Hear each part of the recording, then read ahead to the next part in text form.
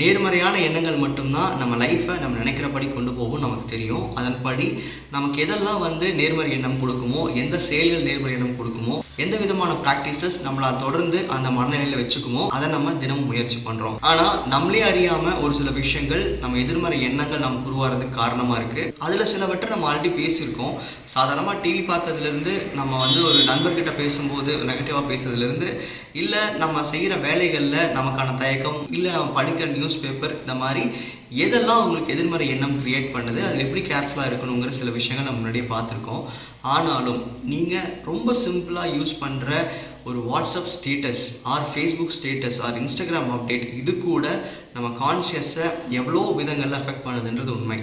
நல்லா யோசிச்சு பாருங்கள். ஒரு அஃபர்மேஷன் கேட்குறீங்க, இல்லை அஃபர்மேஷன் எழுதியிருக்கிற பிக்சர் படிக்கிறீங்க, இல்லை டெய்லி வர ஒரு கோட்ஸ் படிக்கிறீங்க, அதுக்கும் உங்களுடைய ஃபோன் ரிங்டோனுக்கும் இல்லை வாட்ஸ்அப்போட ஸ்டேட்டஸ் மெசேஜ்க்கும் என்ன டிஃப்ரென்ஸ் இருக்க முடியும்? ஒரு ஸ்டேட்டஸ் மெசேஜில் போய் என் நாள் இவ்வளோ மோசமாக இருக்குது, இல்லை எனக்கு இந்த லைஃப்பில் இந்த பிரச்சனை இருக்குது, இதை நான் அப்படி ஃபீல் பண்ணுறேன்னு சொல்லி எதிர்மறையான விஷயங்களை உண்டு பண்ணுற ஒரு சில ஸ்டேட்மெண்ட்ஸை நீங்கள் வாட்ஸ்அப்பில் அப்டேட் பண்ணும்போது உங்கள் மனநிலையை மற்றவங்களுக்கு தெரிவிக்கிறது மட்டும் இல்லாமல் அதன் மூலமாக இன்னும் அதிகப்படியான நெகட்டிவ்ஸை நீங்கள் லைஃப்பில் ஜென்ரேட் பண்ணுறீங்க.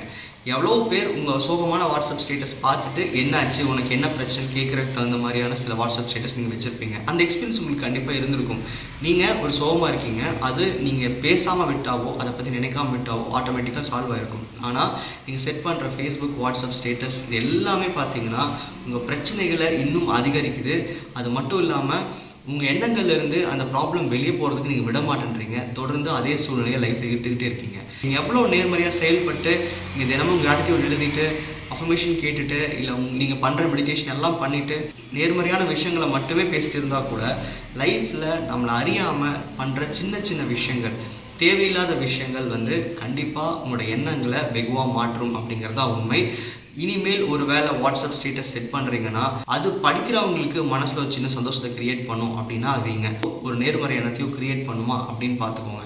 இது நீங்கள் ஃபேஸ்புக்கில் அப்டேட் பண்ணாலும் சரி, இல்லை வேறு எந்த சோஷியல் மீடியாவில் பண்ணாலும் சரி, ஸ்டேட்டஸ் மெசேஜஸ் சம்ஹவ் நம்மளை பாதிக்குது. ஒரு சின்ன விஷயம் சொல்லணும் அப்படின்னா, நீங்கள் உங்கள் ஃபோனில் செட் பண்ணியிருக்கிற ரிங்டோன் கூட உங்கள் கான்ஷியஸை கண்டிப்பாக பாதிக்க தான் செய்யும். காரணம் என்னென்னு கேட்டால், ஒவ்வொரு டைம் ஃபோன் ரிங் ஆகும்போதும் அந்த பாட்டில் இருக்கிற அந்த ஸ்டேட்மெண்ட்ஸ், அந்த வரிகள் நீங்கள் திரும்ப திரும்ப கேட்குறீங்க. அது நேர்மறை எண்ணத்தை உண்டாக்குதான்னு பாருங்கள். ஒரு வேளை நீங்கள் சோகமான சாங் வச்சுருக்கீங்க அப்படின்னா, ஒவ்வொரு டைம் உங்களுக்கு கால் வரும்போதும் அந்த ரிங்டோன் கேட்கும்போதும் கண்டிப்பாக அந்த அஃபர்மேஷன் உங்களுக்குள்ளே போயிட்டே தான் இருக்குது. இதெல்லாம் இவ்வளோ கேர்ஃபுல்லாக இருக்கணுமா, இவ்வளோ விஷயங்கள் நான் பார்க்கணுமான்னு கேட்டால் உங்கள் கான்ஷியஸை இதெல்லாம் பாதிக்கும்னு நான் சொல்கிறேன். இது நீங்கள் ஃபாலோ பண்ண முடியுமா? இது ரியாலிட்டியில் சாத்தியமாக இருந்ததுன்னா கண்டிப்பாக நீங்கள் தாராளமாக அதுக்கான முயற்சிகள் எடுக்கலாம். இந்த சின்ன சின்ன விஷயங்கள் கூட நீங்கள் லைஃப்பில் சரி பண்ணிக்கும் போது, நேர்மறையாக மாற்றிக்கும் போது, உங்கள் எண்ணங்களில் நீங்கள் நினைக்கிற விஷயங்கள் நடக்காமல் போகிறதுக்கான வாய்ப்பே கிடையாது. இந்த சின்ன சின்ன முயற்சிகளையும் உங்கள் லைஃப்பில் பண்ணி பாருங்கள்.